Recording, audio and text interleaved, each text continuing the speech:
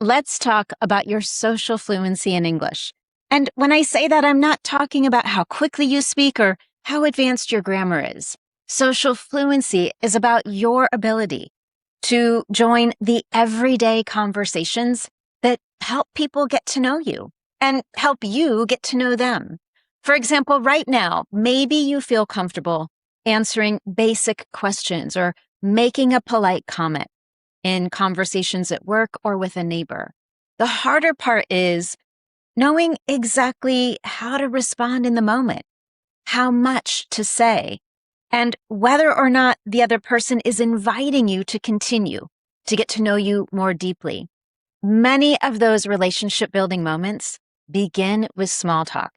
So by the end of this lesson, you'll know exactly how to recognize when someone is opening that door to get to know you more deeply through small talk, how to respond without searching for the perfect thing to say, and how to know in the moment whether the conversation should continue or not. Knowing all of this is part of building stronger social fluency in English. So let's begin with the first step, recognizing when someone is opening the door to a brief small talk conversation. Again, this is one way people begin to build that familiarity with each other. A single exchange or a single small talk conversation may last only a few seconds. But when you see the same neighbor, the same coworker, the same parent where your child goes to school again and again, those small, quick exchanges can gradually make it so much easier to talk at length, to speak more deeply, and truly get to know one another.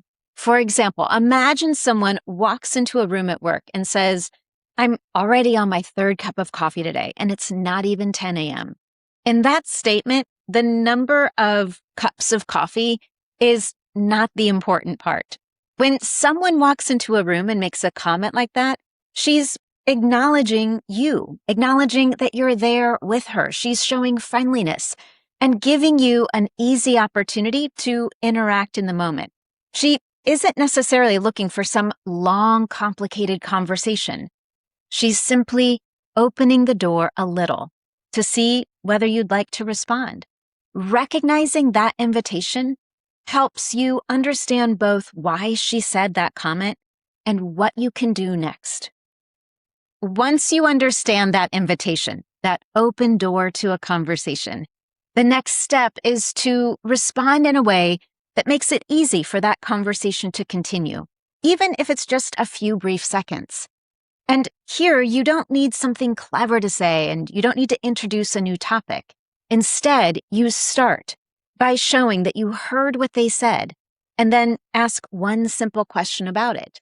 For example, again, if someone says, "I'm already on my third cup of coffee, and it's not even 10 a.m."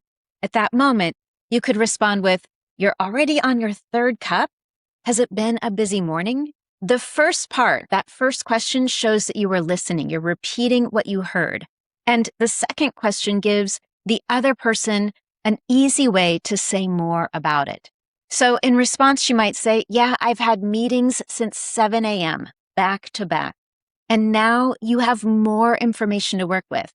And the conversation can continue following the same process, stating what you heard and adding on a next question.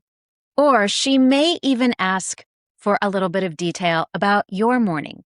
She may respond with, "Yeah, it's been a busy morning, and what about you? How's your morning going?" In doing so, she's encouraging you to continue the conversation. She's showing interest in you. Either way, whether she simply provides a comment about how busy her morning has been, or she continues by asking a question back to you, the key here is that if you are unsure of what to say, all you need to do is show that you heard the comment and then ask one simple question about it. Now, there's something really important I want you to know. Recognizing these small invitations and knowing how to respond is one part of what I call everyday exchanges. These are the kind of daily conversations we have at work or on a Zoom call just before the meeting starts. These are conversations we have at the grocery store and with neighbors when we see them outside. This kind of conversation is also the first stage of my Fluency School program. In the first 2 weeks, you learn the fuller conversation process of how to begin conversations, how to answer common questions without overthinking, and how to keep the conversation going, knowing the right questions to ask at the right time. And just as importantly, you learn how to recognize when to continue, when to add more detail, or when to simply end the conversation. With all of that, you also practice these moments in real conversations, and you work on the kind of pronunciation that helps you sound clear and natural in those quick conversations.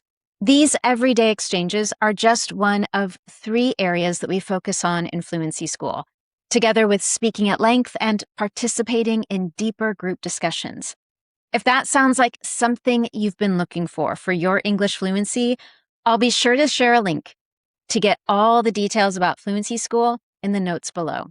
But for now, let's return to that coffee conversation. At this point, you've recognized the invitation.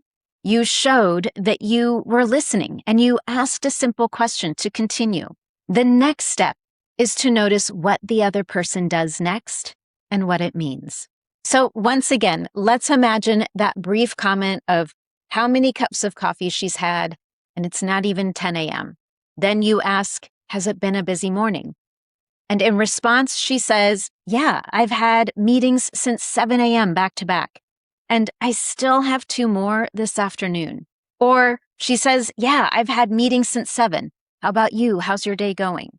In both cases, she has added more information.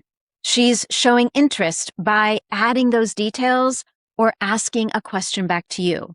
And these are signs that she's open to continuing the conversation, maybe for a few more brief seconds. And at that point, you can keep using what we talked about in step 2 to continue. But perhaps she simply says, yeah, it's been really busy. And then she turns her back and walks back to her office. That brief exchange is now complete, and that's perfectly okay.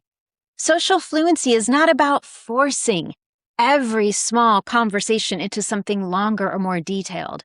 It's also knowing when the other person is giving you more to work with and in continuing to open that door, and when the conversation has naturally come to an end. And there's nothing wrong with these super short interactions. It doesn't mean that there was anything wrong about the conversation. We already know that this person has had a busy morning and she may need to rush back to her office to start her next meeting. The key here is to notice what's happening in the conversation. Notice whether someone adds another detail, asks you a question, and stays engaged with you. If so, those are all signs that the conversation may continue.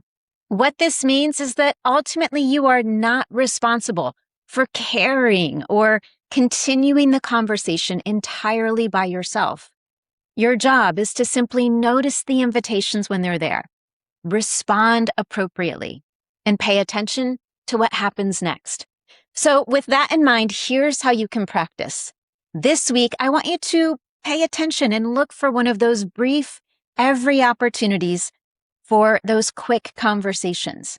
It might happen with a coworker before a meeting, or a neighbor when you go outside to walk your dog, or it may even be someone at a coffee shop or another parent where your child goes to school. When you can, choose a moment where you only need to exchange a few words, nothing super important or detailed. This gives you the opportunity to focus on one small skill without the added pressure of an important meeting or conversation. When that moment comes, I want you to notice these 3 things. Pay attention to what invited you into the conversation, and then how you could show that you heard the other person and ask one simple question back. And in response, what did that person do or say next? Did they add more information? Did they ask you something? Or did they indicate or allow the conversation to end? The goal here is not to force a long conversation or try to make a new friend in one moment. It's simply to notice those invitations, respond appropriately, and see what happens next. The more you notice these everyday invitations for English conversations, the easier it becomes to understand what is happening in the moment and decide how you want to respond. You definitely do not need to speak quickly. You don't need perfect grammar. And you don't need to know exactly where the conversation will go. Just start by recognizing that open door for a conversation. Show that you heard the other person. Ask a simple question back. And notice whether they give you something more or bring the conversation to an end. Those small choices are part of social fluency. And every time you practice them, you become better prepared for the conversations that help people get to know you and help you get to know them. Now, I'd really love to hear from you. I want to know, where do these kind of brief, everyday conversations happen most often in your life? Is it where you work, where you live, when you're traveling, or somewhere else? You can share with me your answers in the comments below. And as always, if you found this lesson helpful, don't forget to subscribe or follow wherever you're watching or listening from today. Thank you so much for joining me, and I look forward to next time.